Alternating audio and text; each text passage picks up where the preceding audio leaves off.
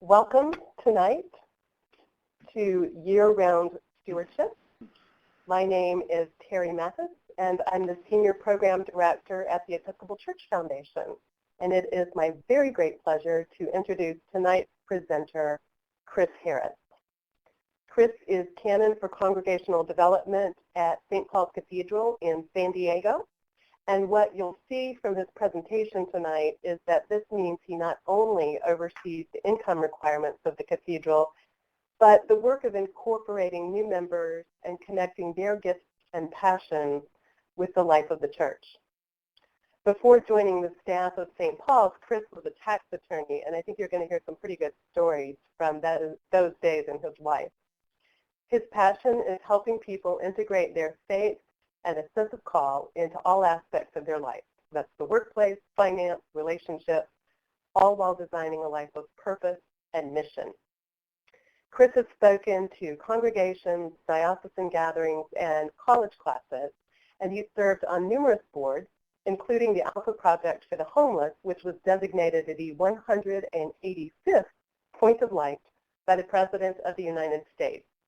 I think you'll see tonight that Chris is indeed one of the bright lights in the Episcopal Church, and we at ECF are happy to be working with him. So welcome, Chris. Now, having introduced Chris, it is a clause in my contract that I need to introduce the Episcopal Church Foundation, which is the host organization for tonight's webinar. ECF is an independent, lay-led organization founded by former presiding Bishop Henry Knox Sherrill. We're dedicated to empowering congregations and other Episcopal entities, and we do this by teaching congregations how to strengthen their leadership and their financial capacity. Now, most people know us through our online resource hub, Vital Practices, and if you know ECFVP.org, you can go to the top of your screen where you see that little icon that looks like a Fisher-Price person and raise your hand and let us know that, yes, you know about Vital Practices. We also publish vestry resource guides, and we offer a multitude of leadership training webinars, all of which are archived on Vital Practices. Look at all those people saying, yes, yes, you know about Vital Practices. That's great.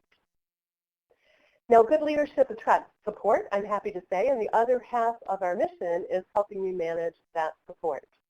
ECF's Financial Resources Division offers stewardship coaching, like this webinar, capital campaign consulting and management, endowment services. We can help you set up an endowment. We can help you manage that endowment. And we are the official planned giving arm of the Episcopal Church. You can learn more about that at our website, episcopalfoundation.org. Write it down, check it out. Now I'm going to turn the floor over to Chris.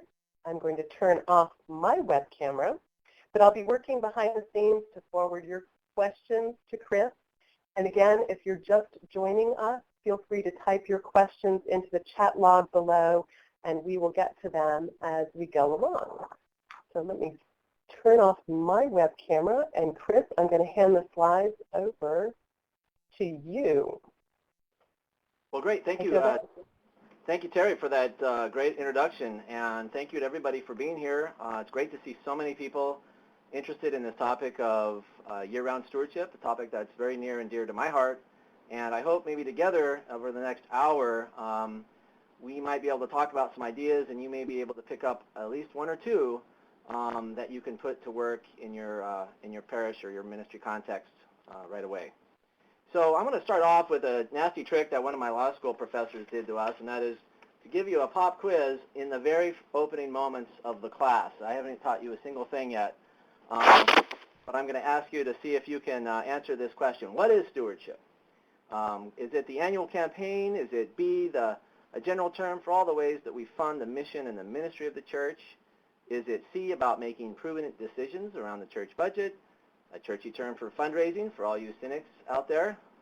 Or is it E, all of the above, and or possibly F, none of the above? So go ahead and make your selections. This is a fun kind of a quiz that I like to use to kind of kick off anytime I do a class on stewardship, whether it's for a confirmation class or for the vestry, or maybe as part of an orientation for a stewardship committee. You get a range of answers, and it helps you to kind of get a sense of where folks are coming from. So I'm looking at the answers I see coming in.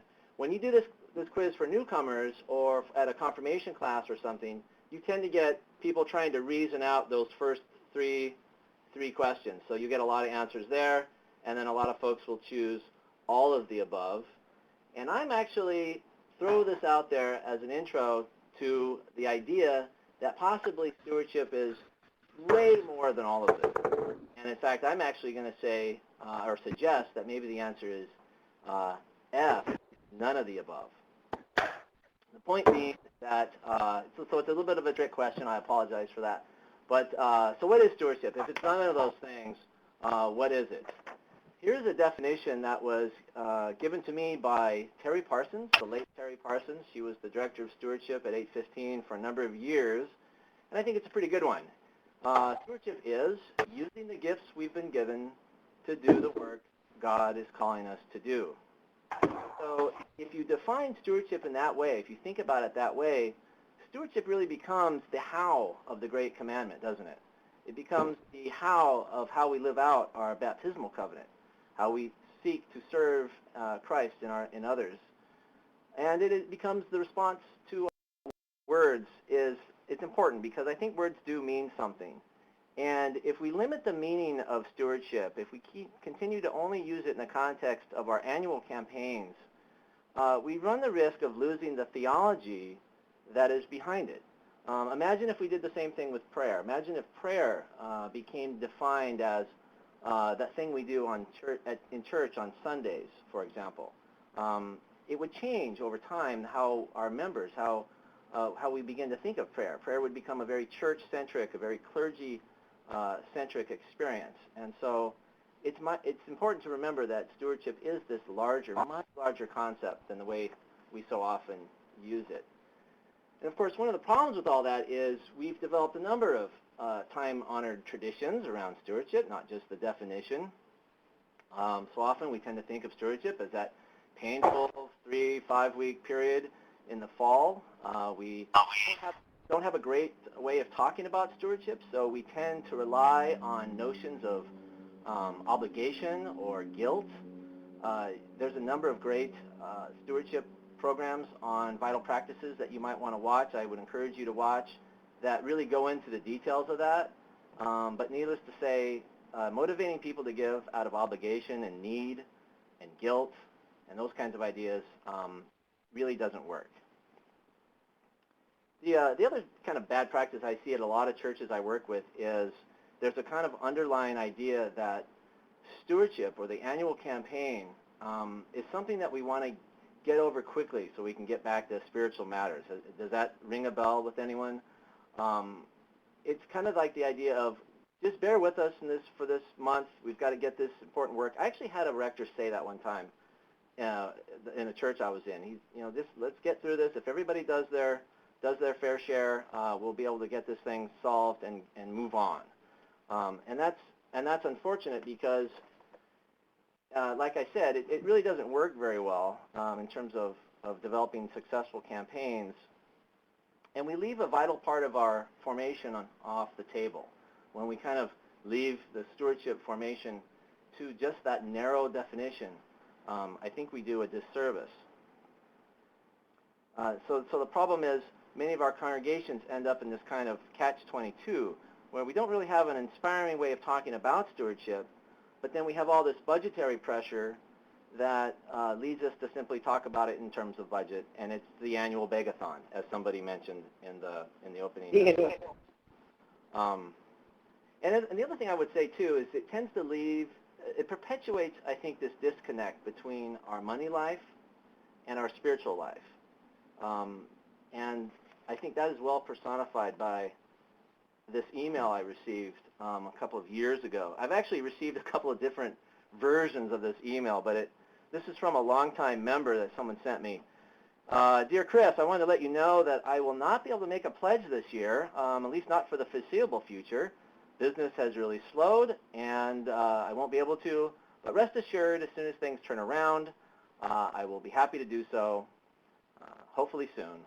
Smiley face. Then he ends with, on a happier note, I won't be around the cathedral for the next few weeks as I'm leaving for a cruise to the Mediterranean on Monday, or to Caribbean, sorry. And I'll see you all when I return in October. Peace, signed, long-term member. That was basically a real email, and it was CC'd to the dean of the cathedral, if you can imagine. So it wasn't just me. Both of us got it. And we kind of walked outside of our offices and met in the hallway and had a bit of a laugh that, wow, what an example of this complete disconnect. And like I said, I've had other emails like that over the years. One of them was involving a new car and that kind of thing. But that's really we deserve that when we don't talk about money and stewardship in the ways that I'm hopefully we're going to be covering as we go. So what's the solution? So again, it's the title of this thing: how to talk about money when we're not asking for it. We need to develop a language. One of the questions that people started off with in this seminar today was, someone asked, how do we talk about money without making people uncomfortable? And I'm going to hopefully answer that as we go. But it's an interesting question. I might even argue that people are already uncomfortable about money. When we talk about money, we're not making it an uncomfortable subject. It already is. We don't have a language for talking about money. And just think about that in our culture. Do we talk about money with our friends? Think about what we put on Facebook, right? We'll put when we're ill. We'll put when we break up. When our dog dies, we'll talk about that on Facebook. We'll put virtually anything up there. But when was the last time you saw somebody make a post about, gosh, I just missed my car payment this month, getting worried about money? You don't see those. Or does anybody recommend a good bankruptcy attorney? I'm looking for one. People keep that kind of part of our lives to ourselves, right? What is the first thing you ask somebody when you first meet them? One of the first things that is. And that is, what do you do for a living, right? That's a very common question. But we don't dare ask, how much do you make, right? That's like one of the most socially outrageous questions that you could ever ask. We don't want to talk about those topics.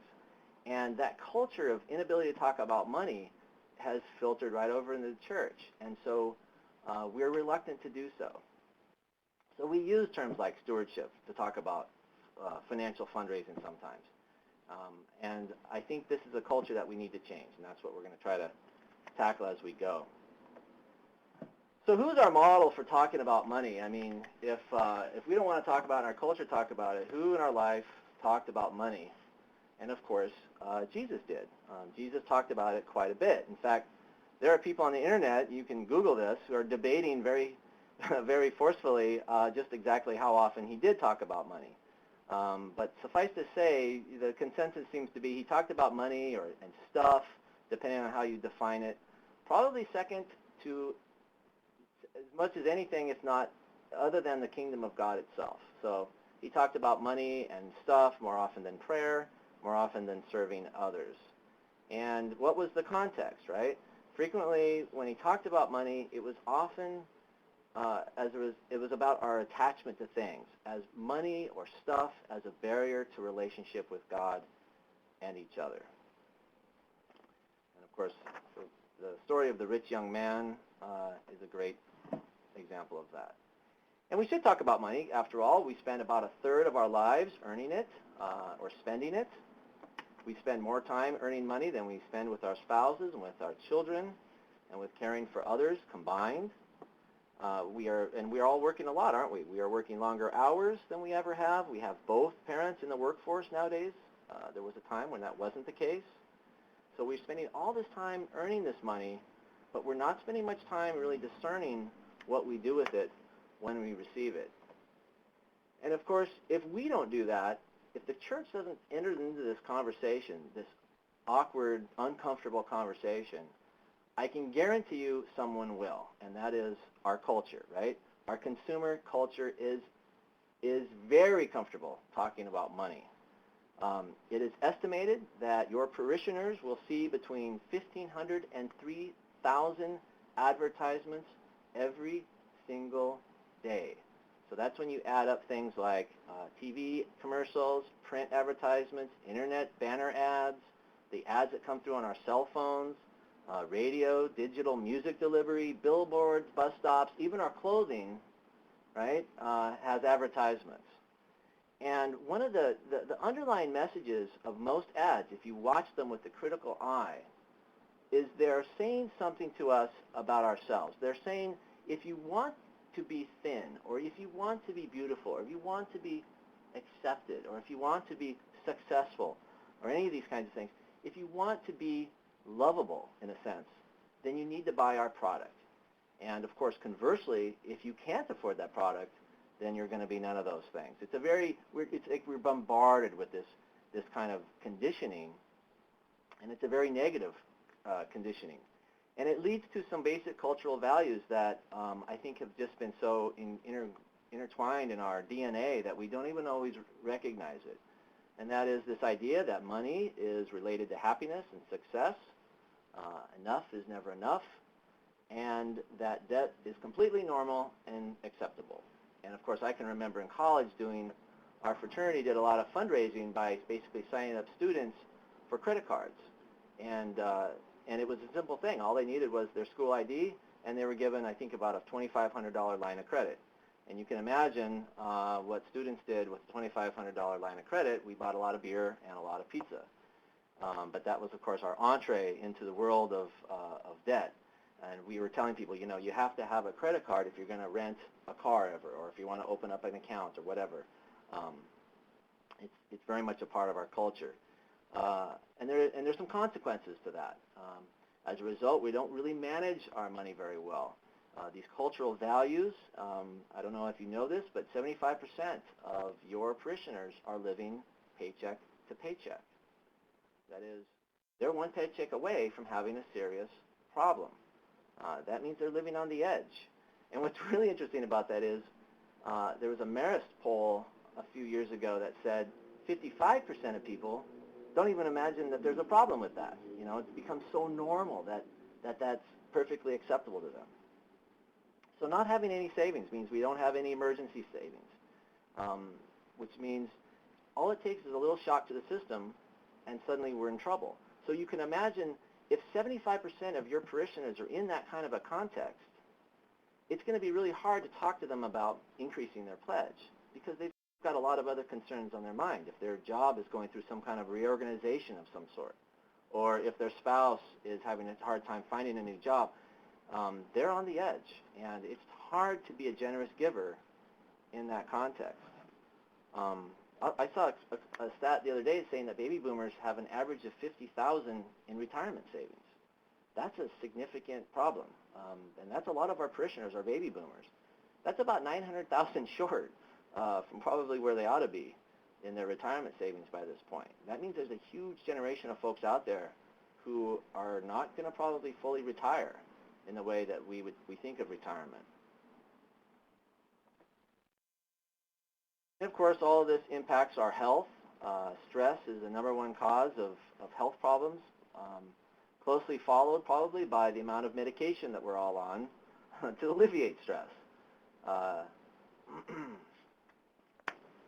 just going to kind of go through these. Obviously, most people are aware of the fact I did a little bit of divorce law before I did tax law, and money is at the heart of most divorces. We have a high divorce rate, and money is at the heart of it. And I would say it's the inability to talk about money as often it is money problems. And as I learned representing people with tax problems, it's really not even money problems. It's a living above our means problem caused by all those cultural values I mentioned.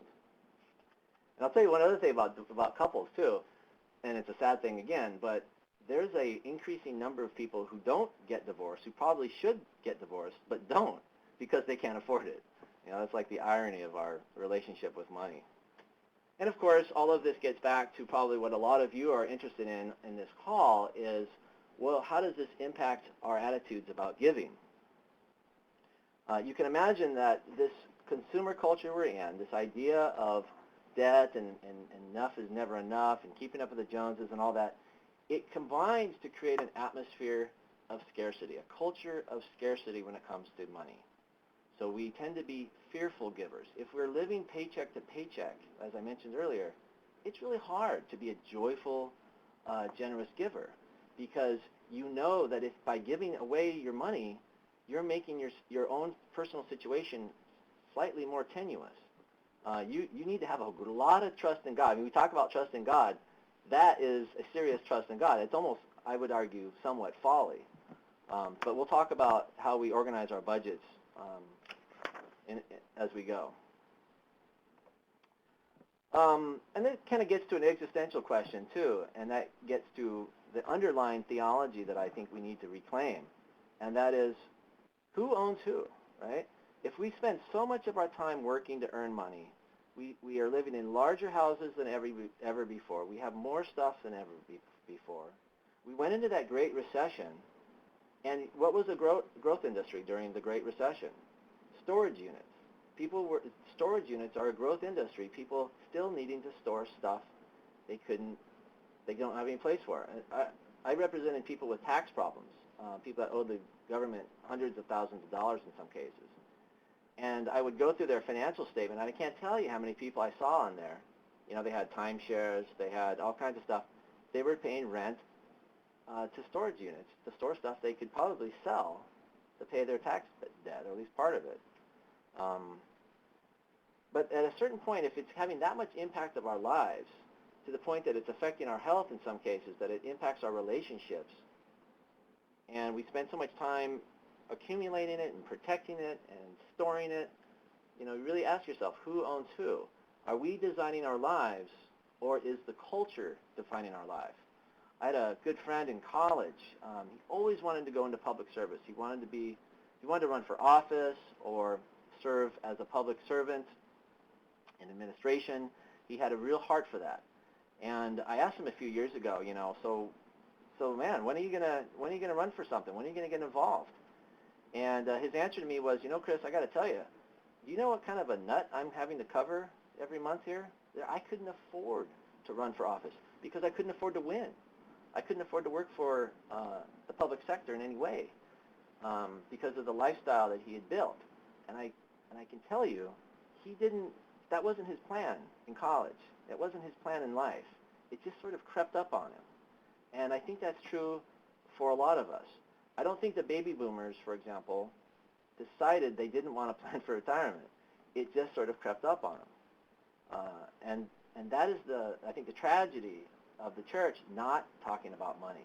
So we need to develop a language for that, and that's what we're going to get into.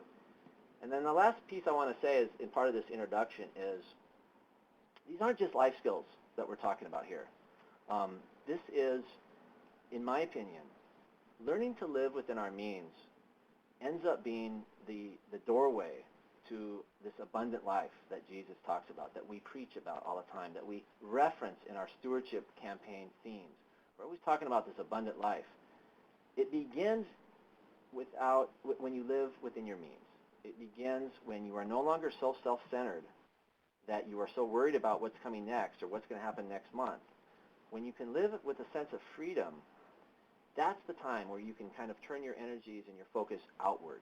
You can actually begin to love and serve and explore that intersection of where our passions and our gifts and our life skills intersect with the world's needs. That's the doorway to the abundant life. And it begins with this topic that we don't want to talk about. All right. Okay, so how do we do it? I'm going to go through a couple practical ideas here. And Terry, if you see some questions coming up, fire away. But so right off the bat, I started off kind of beating up a little bit the way we do our stewardship campaigns. And some of you might be wondering, well, if we're not going to do stewardship campaigns the way we do them, how will we do them? So I just want to say a few words about how you might rethink the way you do your annual campaign before we get to this topic of year-round stewardship, because the two go hand in hand. If you're not going to talk about stewardship formation during your campaign, if you're not going to talk about church budgets exclusively during your campaign, well, what are we going to talk about? So let me just spend a few minutes on that. And I'm going to bring up my slide because I don't have the right, there we go. Okay, first things first about annual campaigns I want you to just try on here is, yes, we want to all move away from the begathon. We all hopefully get that. That's why we're on this call. But what you don't want to do, in my opinion, is you don't want to do the conversation that I just had with you in your annual campaign. In other words, don't try to put your stewardship formation, don't try to put your teachings about money and about our relationship to money and about the theology of the abundant life. Don't try to put that on the back of your annual campaign. That teaching is too important to be in the midst of what is, let's face it, a fundraising campaign. People are suspicious when it comes to money, when it comes to an ask.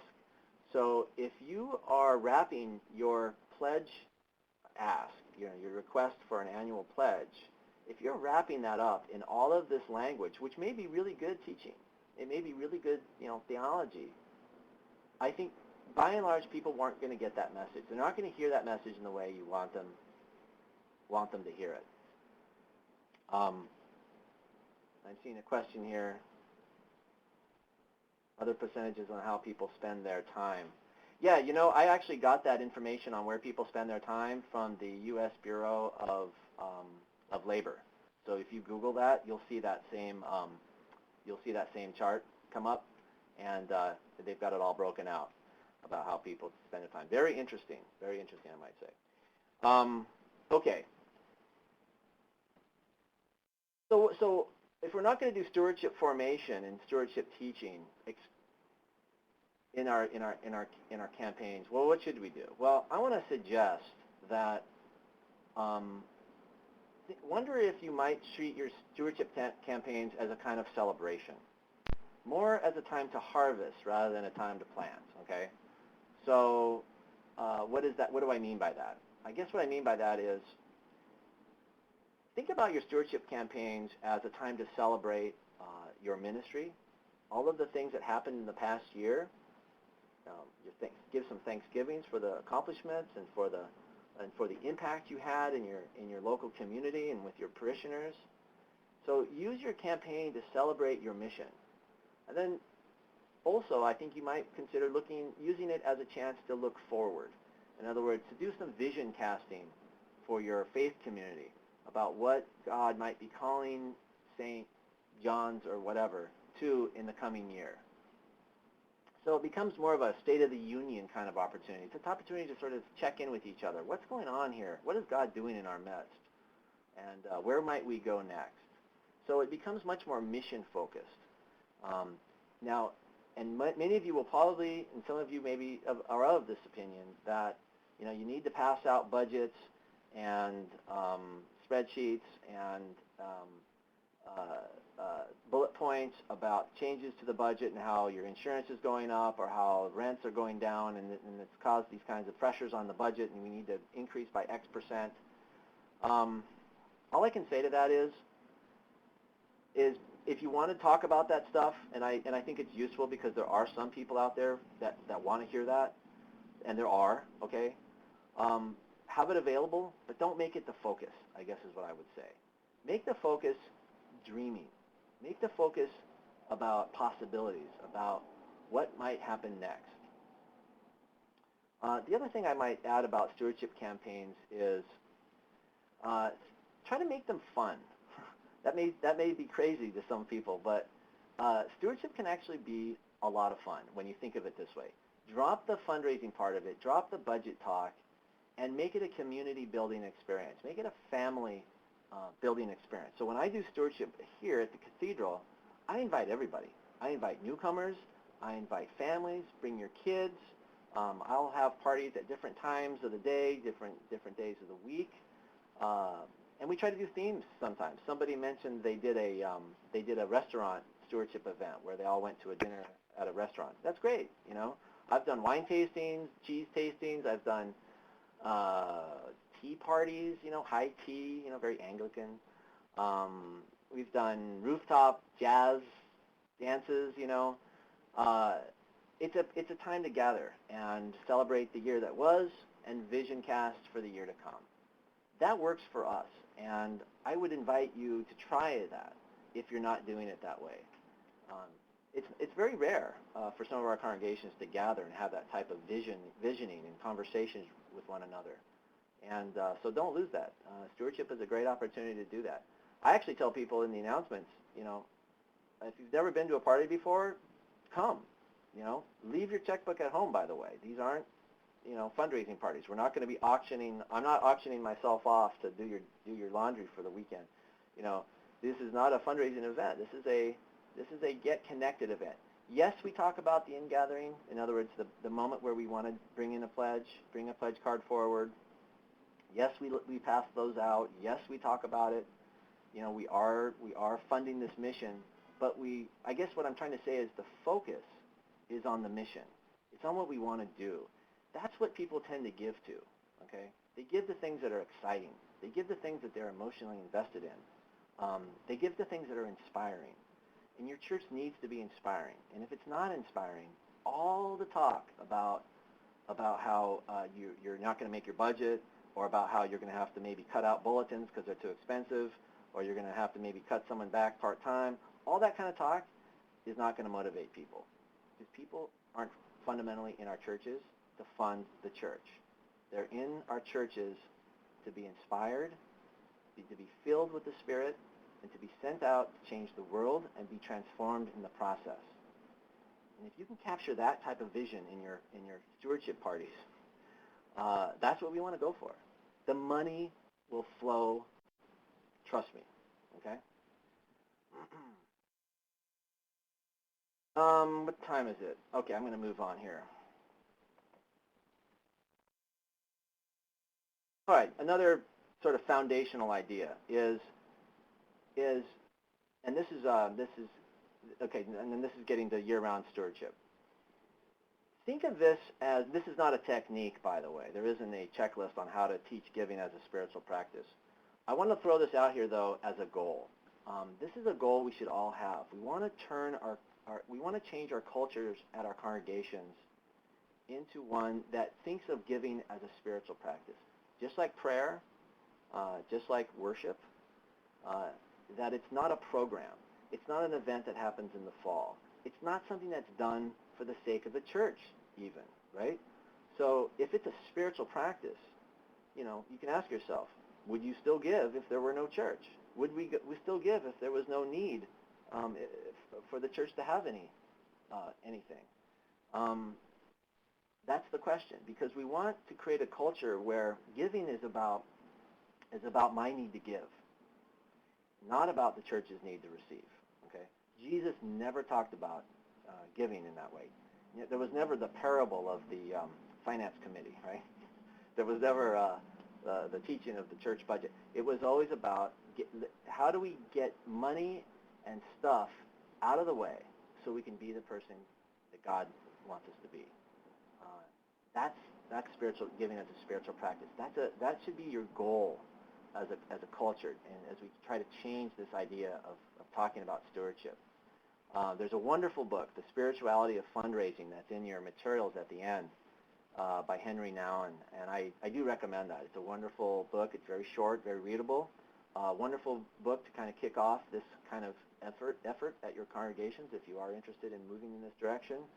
And it really gets into this idea of how we start to think about giving as a spiritual practice. Here at the Cathedral, we actually have like a rule of life that we give people. Pray daily, worship weekly, learn constantly, serve joyfully, and give generously. And so we try to weave it in right off the bat. Day one, you come into the Cathedral, you hear that giving is a spiritual practice in this place. So you want to claim that. That's part of this, teach giving as a spiritual practice. Okay, you're doing, okay. Year-round, so number 3. Okay, so here's a real practical thing that you really need to do. So I'm glad to see there's a lot of folks out there with vestries gathered around this topic, because planning is a big part of this.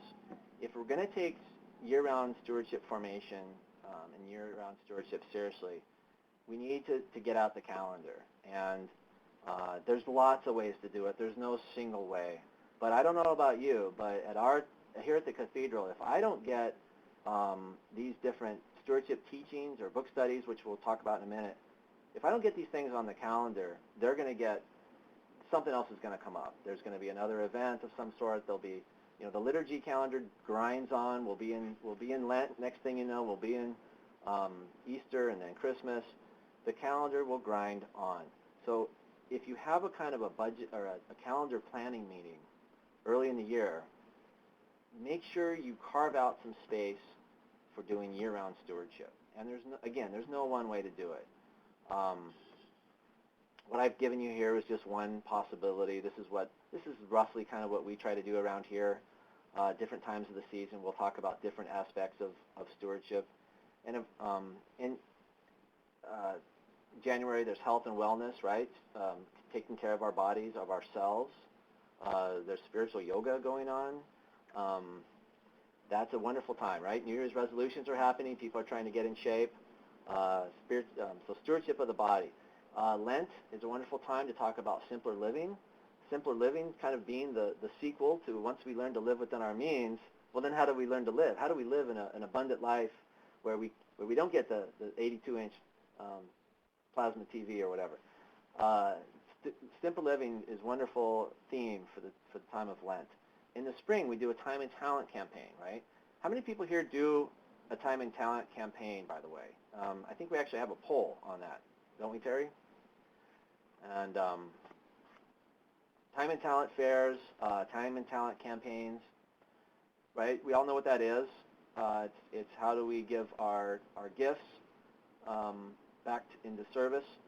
That's an important part of stewardship. And part of the reason why, by the way, you want to do year-round stewardship is, in this way, is you want people to understand that when we talk about stewardship, we really are talking about all these other aspects. Stewardship of the planet, stewardship of our time, stewardship of our gifts, stewardship of our bodies. So it's not just about money. It's not just about us needing your money. So when we come to talk about that, when we want to fund the mission of the church, it's much more authentic. It's much more integrated with the way we talk about how we give back to God in all these different ways. So I see that a lot of folks, okay, so quite a few of you are doing a time and talent fair of some kind or a campaign. A few people are asking what is one. Y'all should be doing one, okay? And let me just say a couple words about that. I've seen a lot of churches do time and talent campaigns, maybe in the spring or whatever, and they end up being kind of recruiting drives for church jobs, right? Ushers, greeters, acolytes, all that kind of thing. So they sign up for a job in the church event. Again, just like we want to talk differently about stewardship in the fall, giving to the church, in a broader context, we want to talk about giving of our time, for example, in a broader context. So think about time and talent as a discernment opportunity, a time to teach about discerning for ourselves, what are our gifts? What is my mission in life? What are the things that I've experienced in my life that I could give back to others who are maybe going through a similar thing? We tend to devalue our talents, and we're here to claim as Christians, don't, right? God made you as you are perfectly for a reason, and you can give back as well as anybody. It's just a matter of finding what is that thing you know, what is that talent you have, or what is that life experience you have, what is that part of your personality that allows you to engage with people in a way that maybe I couldn't, for example. So time and talent is about valuing our broad scope of our gifts, and then doing some discernment, doing listening hearts, doing thinking about how are we being called, and then how might we reorient our lives so that we can follow that call. So it's not about just doing church jobs. It's about following ministry in the world, doing something in the community. So in your resources at the back, I give you a form that we use that tries to communicate this to people, that time and talent isn't again, it's not about doing church work. It's about who are we, discerning what our gifts are, and how we put them to work in the world. That's a kind of idea for year-round stewardship. And so calendar, got off on that topic a little bit, but calendar is important. It doesn't matter when you do it, but plan it ahead. It's important because it gets buy-in. It gets buy-in from the leadership. It gets buy-in from from the other parts of your church. So if you're in a larger church and you have somebody in charge of formation, they know when the next stewardship campaign is going to be. The liturgy people will know when the next stewardship teaching theme is going to come up. And so you can then integrate it into your worship life. It can be part of the prayers of the people. It can be brought, there can be a commissioning, for example, or whatever. It helps to kind of integrate your calendar and your entire lives around these different parts of doing year-round stewardship. Oh, one more thing. There's a great year-round stewardship planning matrix done by Lance Owsley, who's the he's the canon for stewardship at the Diocese of Olympia, and that's linked in your resources at the end of this program. That's also a wonderful planning tool for doing this kind of calendar work.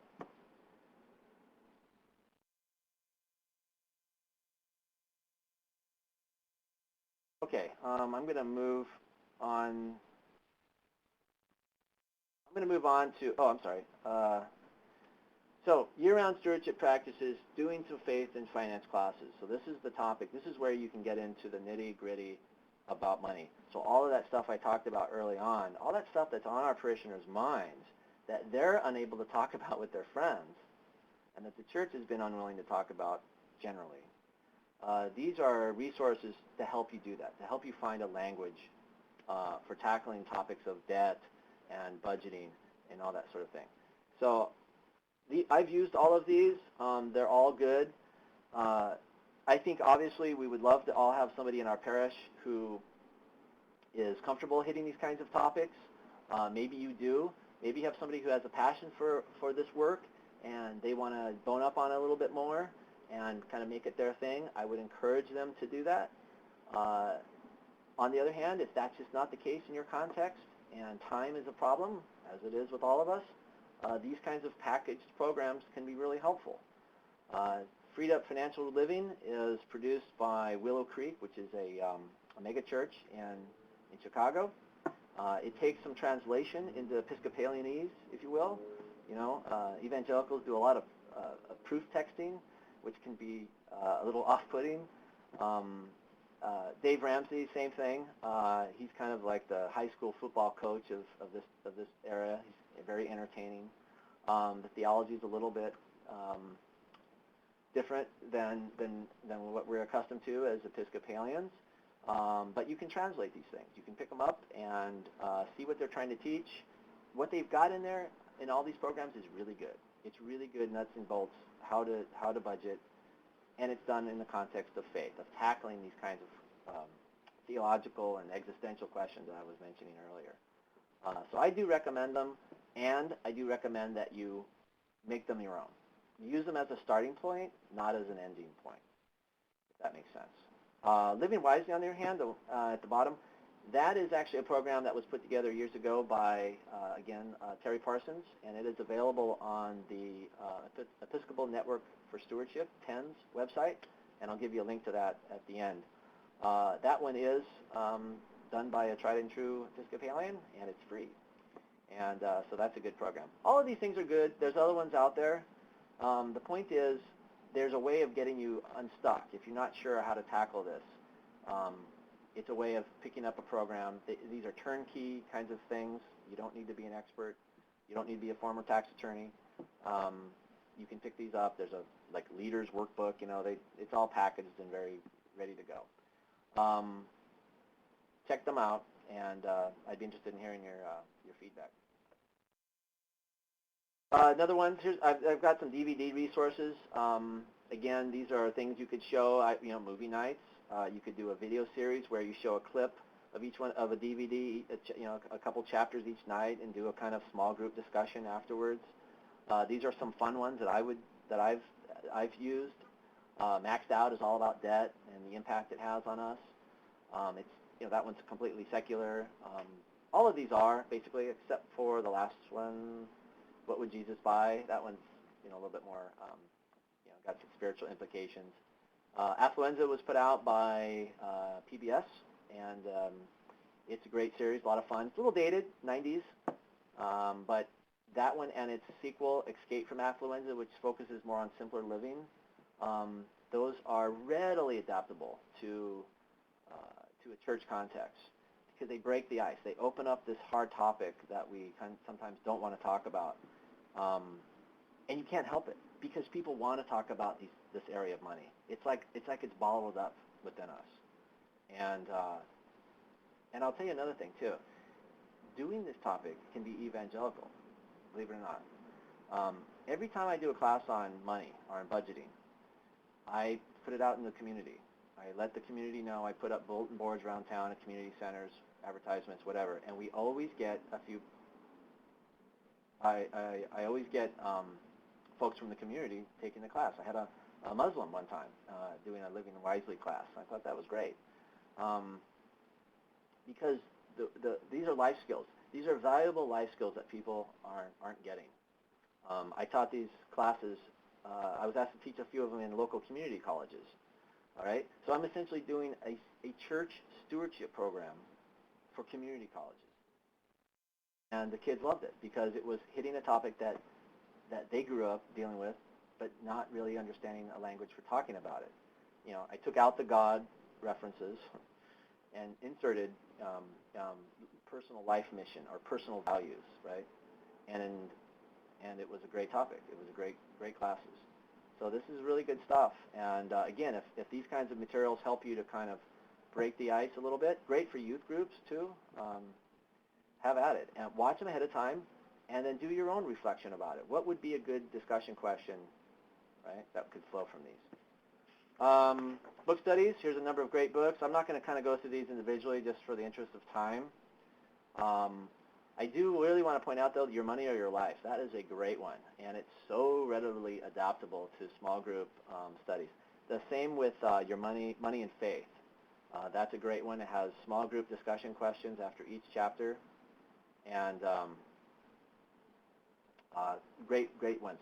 When you do a book study, we do them around here. Think about summer for book studies, right? There's not a lot of programming going on in the summer. And it's a great time to try them because people, the church isn't doing a lot at that time for a lot of our congregations. Summer book studies. It's a nice way of creating that kind of culture at your church during the off season, and you can incorporate it into a sermon series. For example, a congregation-wide book study.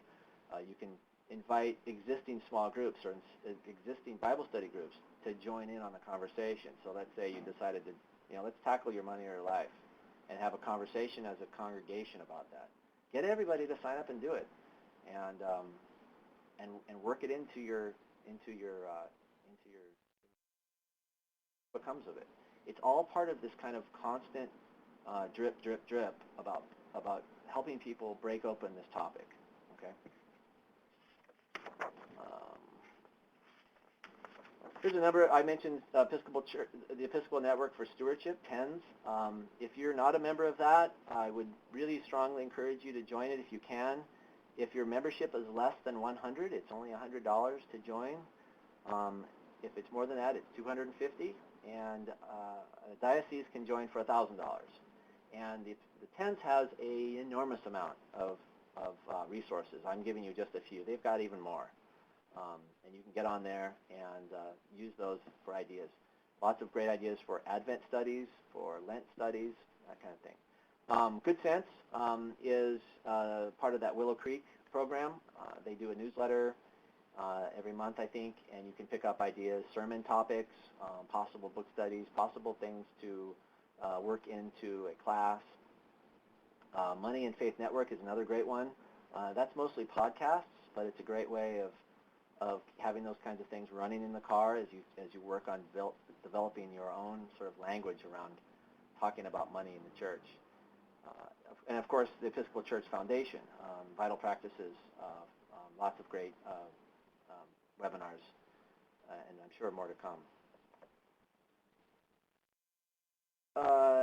Someone earlier mentioned communication, and that's one of my, in addition, okay, it doesn't have to just be classes and book studies, but see about working in stewardship, nuggets into your newsletters, into your bulletins, onto your Facebook pages, right? So if you're subscribing to some of those other resources and you get an interesting little factoid about, 75% of Americans don't have any kind of savings to speak of. That's something to talk about because that speaks to anxiety, and that you could build a little message around that. So look for ways to talk about stewardship all the time in all your communication. Do thank you messages, right? Do little spotlights on ministries. So if you've got the women's group, if your women's group has just did a little drive for something and was able to supply diapers to a program of some for homeless families, celebrate that. Celebrate that. Put that in there.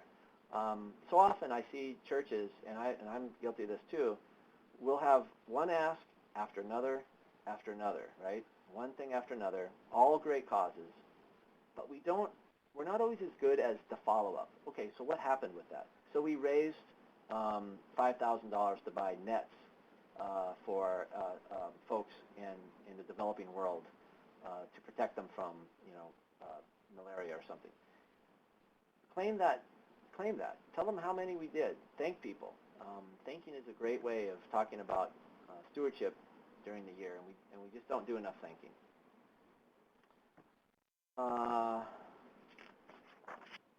And of course, that gets to preaching. You got to be preaching about this. Don't save your stewardship sermons just for the annual campaign. It tends to undermine what we're trying to do here. We want to decouple our stewardship formation, tackling these topics about living within our means, tackling topics about consumerism and debt, or about our relationship with money and how that impacts our relationship with God. People want to hear that stuff, so preach it. And if you're not preaching it, ask yourself why not. Okay, ask yourself that. That's a good question. Sometimes if we haven't developed our own way of talking about money, we should examine that. What is going on with us that keeps us from doing that? And that brings us really to this last topic, which is your money autobiography. That's a great start. If you're going to get serious about this topic of money at your church, start your group, whether it's your vestry or your stewardship committee or whatever. Have them get around and write their stewardship autobiography. Are you familiar with spiritual autobiography? Sometimes a lot of churches will invite newcomers to get in groups and tell each other their spiritual journey, right? What has been their spiritual journey up until that point in their life? And it's a way of getting to know people. It's a way of getting to know yourself a little bit. It's a way of noticing how the Spirit is moving in your life. Well, our money autobiography is the same kind of thing. What was that first memory around money? What were you taught growing up about money? What were the values? What were the experiences you saw? Did your parents fight about money? What is your money personality, right? Do you see money as a means of security? Or is it more about power? Or is it a way of expressing love? Sometimes when in relationships, when we fight about money, it's not that it's that we have a different personality. We have different values when it comes to money. So my mom, who grew up with never worrying about money, couldn't give away money soon enough. She saw money as a way of expressing love, of giving gifts. She wasn't interested in planning for it. My dad, he grew up, his parents died when he was young.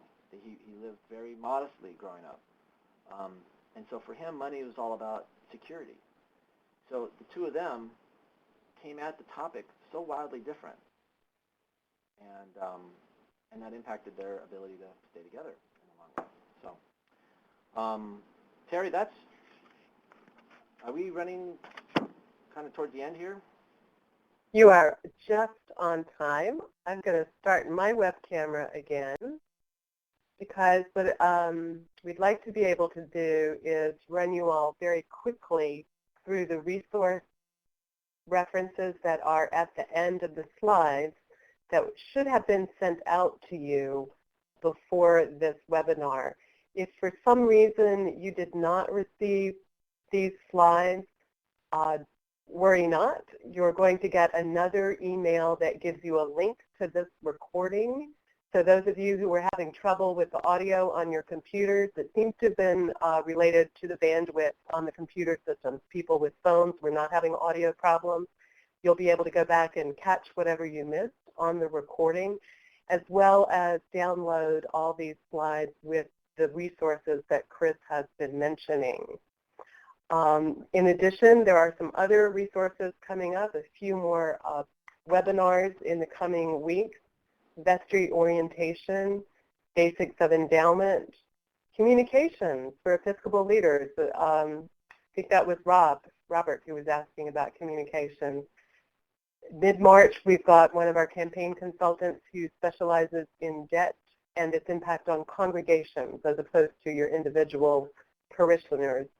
And then leading major change, which is probably not a bad webinar to sign up for if what you're trying to do is shift the culture change in how you talk about money in your congregation.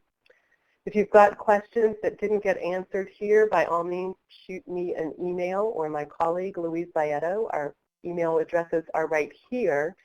But I want to give us a few more minutes. We've got about 2 or 3 now. If you've got a question for Chris that you'd like to put in the chat, by all means, please do right now. But certainly, I think we all want to look up at the top of our... hour-long monologue over here. No, actually, people have been asking questions and talking to each other, but you were answering all the questions as they came up. Right. If you look at the top of your screen with that little Fisher-Price icon, you can drop it down, and there's a place for giving applause to our great guest presenter tonight. Thank you very much, Chris, for an awesome presentation. Great. Well, it's been a real pleasure. And let's stay in the conversation. I think through vital practices and other ways, we can continue to exchange ideas. Okay, Chris, they're asking for your comments.